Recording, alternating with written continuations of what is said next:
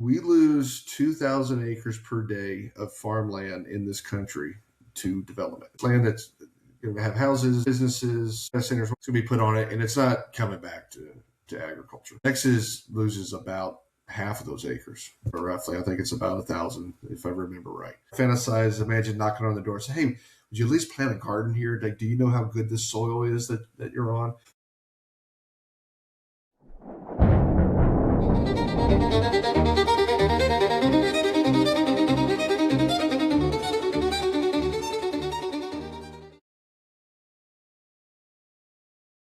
So, welcome back to Regiment Across, where veterans, first responders, and families know the price of service, sacrifice, and the price of standing watch. Today, I have a special guest, a friend of mine, and a fellow member of the Battleground to Breaking Ground program, which I was part of, and he was in there when I started. Evart Outlaw is an Air Force veteran and a leader in the Farmer Veteran Texas Coalition chapter here in Texas, and now works directly helping veterans find footing in agriculture through mentorship, support. His story represents what Regiment of the Cross is all about: service, transition, and then finding your tribe today, or finding what you want to do with life. So, welcome. Thanks, Everett, for Yeah. coming on the show. And I know it's always hard to find time. There's always something to do. But can you just talk about your military service and Sure. a little bit about yourself? Yeah. Well, thanks for having me. This is fun. No problem. So my name's Evart Outlaw. Air Force veteran, retired in 2020. I was aircrew. I was a navigator in AC-130s. Flew the first half of my career, bounced around, mainly staff job type of work. The second half, yeah, I mean it was a lot. And I look back on it. I was thinking about the questions you wanted to ask today, and I reflect back on that. So, wow, that was a young man's game.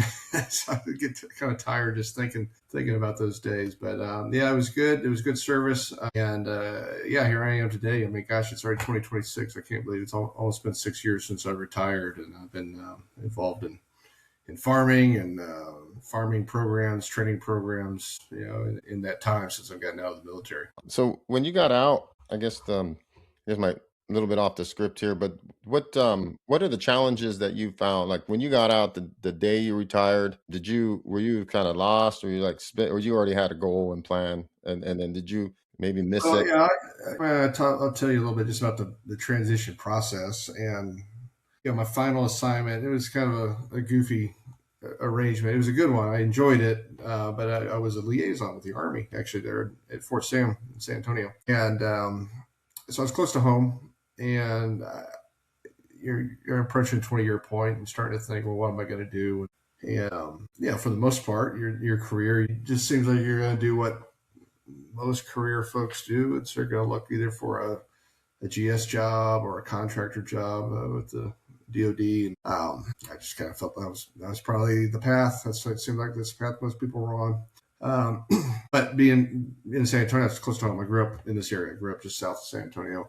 And so I started researching how do you treat a farm like a business. That's how I came across Battleground. You mentioned that early on. I saw they had this training. They talking about business planning training. I said, well, there's something I never heard my dad talk about is business planning. Although he did budgets and finances and all that, but I wanted to. So if I want to do this, I want to approach it with maybe a different mindset. So yeah, I went through some training there. My last year on active duty, I was able to do the Battleground program, learn how to do business planning, got access to all kinds of resources and programs that are out there that I had no idea that existed that help folks out. We can talk about those as well. Okay, so the transition I had a plan, and I had enough people telling me along the way, like, have a plan, don't just wing it. Don't just settle on your TAP class to, think that's going to give you enough direction on what to do. So I did that, and the question was, what was it hard, the transition? Was that how you worded it? It was hard. Eventually, I think when I look back on, I'll laugh because you spend all this time and you're stressed out for 20 years is what it comes down to, and people kind of romanticize what they're going to do or fantasize what they're going to do after the military, and that was Like I just want to get out in the country and get away from people. I don't want to talk to people. I just want to, homestead or do my own thing. And that's a perfectly noble pursuit, and that's what I was doing. But what was hard for me, and I didn't anticipate it because I am an introvert. I don't necessarily like being around crowds or going out or those sorts of things. They're very draining. So I thought we moved out in the country. Yeah, I thought this is going to be the life. I don't have to deal with crowds and the stress of working in an environment that I don't want to work in and all that. But what made it hard was the isolation. The thing I thought I was going to enjoy was like being kind of alone, being on my own, a rugged individual. We're going to do our own thing. And as I reflect back on it, I think, wow, that I didn't realize it, but that having that military mission was so important. As aggravating as it can be, and all the moving pieces and the frustrations that we all know exist that you think you want to get away from, you realize like that really defined me. I think it defines a lot of folks. Is you wake up and you have a reason to go do something, and you're doing it in conjunction with a much larger set of people. It's not just you out there trying to do it yourself. You're on a team, various size teams going out and doing things. I had to kind of grapple with that a little bit. Not being the kind of person that wants to go out and get plugged in, I had to really make myself go out and do things. Join Farmer Veteran Coalition, go to workshops. And I still struggle with it, to be honest. I work remotely now with my current job. Sometimes I miss having an office, of having somebody you can turn to and say, "Hey, what's going on?" or talk trash with. And Like what you want, the isolation, and you need the camaraderie, and you need some type of social interaction. And that's why I get together. Sometimes us vets will get together. We have a little men's group, and the vets all huddle, even though it's a church thing. And they're like, "Oh, there go the vets again." I was like, "We need to tell war stories, man. We have to do this. It's our therapy." So I it think it's really helpful. is. Yeah, Yeah, I agree, 100%. yeah. So you got out, and then did you find the program Battleground to Breaking Ground? Is that how you transitioned into ag to do a business plan and all that other stuff? Yeah, my dad was still farming. He's in his 80s, still farming, and we can talk about that a little bit here. It's just having purpose, and it took me a long time to realize that was my dad's purpose. He didn't care about making money, so he just had that was his thing. He had a reason to get up and go out and farm and make food. That was his mission, and that kept him going. Man, that kept him going for a very, very long time. So yeah, I looked at that, and as I was helping him on the weekends, that sort of thing, coming out and getting involved, we started messing around with some goats. I grew up with goats, and we got rid of the goats when I was a kid, and then we decided to bring goats back on the place. And that was a weekend hobby turned into now I got all kinds of goats running around at my place. But I looked at it and said, I think this might be interesting. As I'm helping my dad, I'm kind of looking at things through a different lens than him. As you know, you bought hay from me in the past, and he was growing hay, but that wasn't his main thing. He had it in his mind you couldn't make money growing hay. I said, "Gosh, Dad, there's hay farms all over the place. I think somebody's making money growing hay." So I started helping him selling hay initially, and to him, he thought I was a wizard. I mean, I was just on like Craigslist, but he couldn't believe like these people just come here and buy it and get the hay. I said, "Yeah, they want hay. They need hay." So I got that idea, like I'm going to get into hay production, take over that farm lease from him, and I did that for a few years. And I was applying what I learned from Battleground as far as having a budget, understanding who my customers are, how I'm going to connect with them, and ultimately I'm going to make money or try to make money anyway. Then on top of that, I mentioned the goats. I bought some land for my folks. We put goats on there. We've got a few cows, steers. And I sometimes wonder if it's too much because it doesn't rain, and always worried about feeding them, and I don't want to just decimate the ground, just letting them graze it down to the dirt. That's always a moving target trying to hit. But yeah, the goats, and now I'm selling some beef as well, so I've got some revenue from that also. Okay, I understand that. So you chose ag. We talked about that, and then you went into the mentorship program, which we talked at the beginning. So why did you do that, and what what role do you? Why do you find that interesting? The mentorship program. As far as mentorship, well, I think you're talking about mentorship program. You're talking about like through Battleground or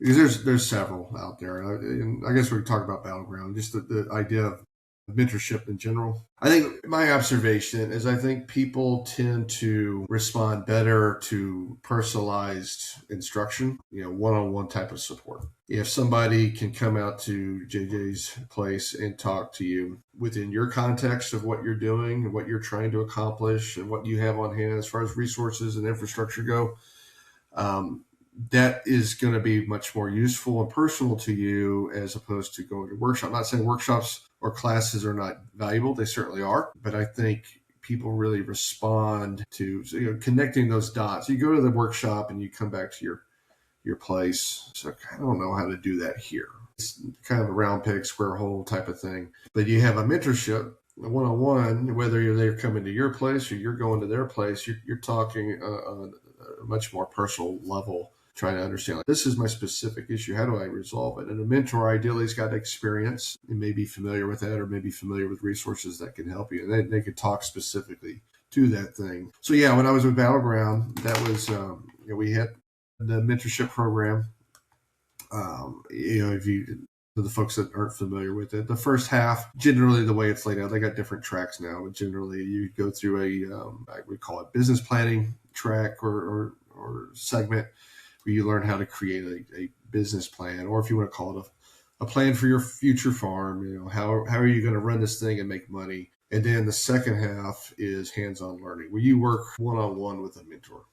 And in that program, you're typically going to the mentor's farm because you may not have a farm yet. And you're working with that mentor in his or her setting, learning, like, this is how I run my operation. This is how I produce things. This is how I make money. This is how I handle problems. And you just, the idea is you're picking up on all that, and you can bring that back to whatever you're doing now. And then, I there's other programs that are out there. The program I work with now, I won't get too much into it in case you got questions later, but it's a grazing network where we provide mentorship to livestock producers, primarily cattle producers. Speaking of mentorship and finding your tribe, what does the Farmer Veteran Coalition Texas chapter do? What do they? Well, so just kind of overall, the Farmer Veteran Coalition at large, the idea is to empower veterans, mobilize and empower veterans to feed the country. And we look at that from the state level. We want to mobilize and help veterans here who want to go into agricultural production, be successful in doing that. So now, that being said, I mean, that's another moving target as we try to connect with folks and help veterans who want help. And we've got lots of resources that we put out there. I'll share with you our website. It's got resources for folks going into farming if you're trying to expand what they're doing. And that's all well and good, but ultimately, everybody might get on Google and find a resource that they need. We hope to connect with people. We're trying to do more of that here in the Texas chapter. Chris Vandenberg's our vice president. Deb Bryan, I don't know if you know Deb or not. She's on the board and real involved as well. Last year, they hosted a handful of in-person events trying to bring veterans together in different areas just to meet and say, hey, there's more veterans here that are in farming or want to go into farming. And it's really helpful, that Rolodex we're talking about, to have somebody you can reach out to. And they know, hey, they're just down the street from you, around the corner. I would tell folks that are not familiar or maybe skeptical about what FVC does or FVC Texas does, like, if you need help, if you're looking for assistance, reach out to us, reach out to the chapter. Because we have all kinds of folks that have been doing this for a while who've put up their hand and said, I would love to help somebody. I would love to provide mentorship. We use that word mentorship in an informal way. But the people that need it, we can't just go find them. They need to be able to say, hey, I'm looking for assistance. And if you'd like to be connected with somebody, let us try to connect you. We've done that with a few folks, but ultimately it helps out there. There's a group that's out there, and it's just trying to get people mobilized, not just to farm, but also to connect and to support one another in doing so. Yeah, that's great. And each year, so the Farmer Veteran Coalition, they have the national chapter. They have it's a grant, right? Getting that out. But you mentioned the it's called the Fellowship Fund. And yeah, it's a grant program that Farmer Veteran Coalition puts on every year. And it's always, December or early January, sometime in there is when the application window opens, and it closes usually mid-February with them announcing winners sometime in April. But that's another thing. It's like folks, like there's a whole application process. You got to do a business plan part of it. There's a bunch of application questions you have to fill out.